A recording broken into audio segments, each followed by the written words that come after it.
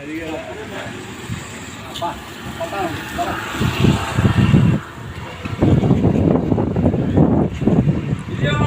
వరద బాధితులకు విజయవాడ వరద బాధితుల్ని విజయవాడ వరద బాధితులని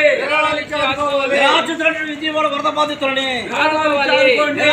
విజయవాడ వరద బాధితులని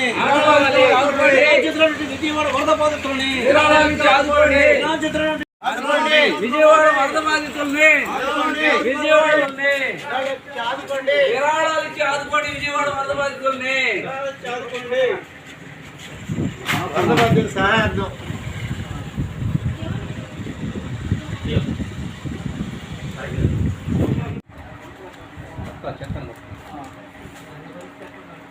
ఓకే.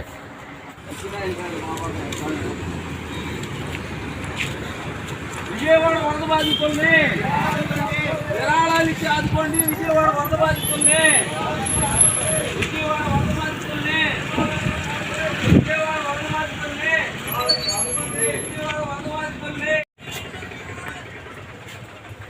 విజయవాడ వరద బాధితుల్ని కోల్పోయినటువంటి విజయవాడ వరద బాధితుల్ని విరాళాలకి బాధితుల్ని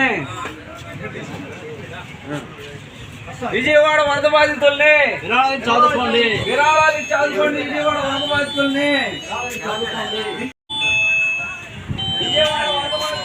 నా పేరు Katikala Venkateswarlu, CPM party senior నాయకులమే.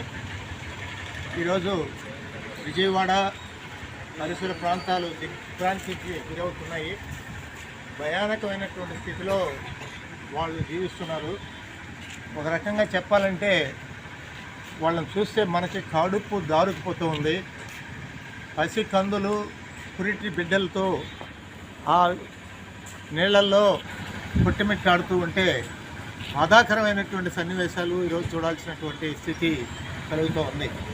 అందుకని సిపిఎం పార్టీ తరఫున రాష్ట్ర వ్యాప్తంగా ఈ దినం భూరి విరాళాలు సంతరించి వాళ్ళకందరికి కూడా చేరవేయాలని చెప్పేసి అందరినీ హృదయపూర్వకంగా ఇవ్వండి అని చెప్పేసి వాళ్ళకందరికీ విజ్ఞప్తి చేస్తున్నాం.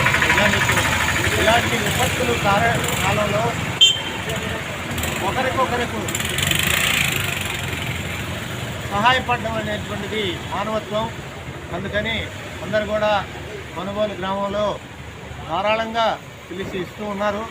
వాళ్ళు ఇచ్చేటివన్నీ కూడా లెక్కగట్టి మేము వరద బాధితులకు పంపిస్తాం. ఈరోజు ఈ విపత్తులకి కారణం, దీనికి కారణాలు కనుక్కోకుండా ఒకరికొకరు రాజకీయాలుగా విమర్శలు చేసుకోవడం సరైనటువంటిది కాదు.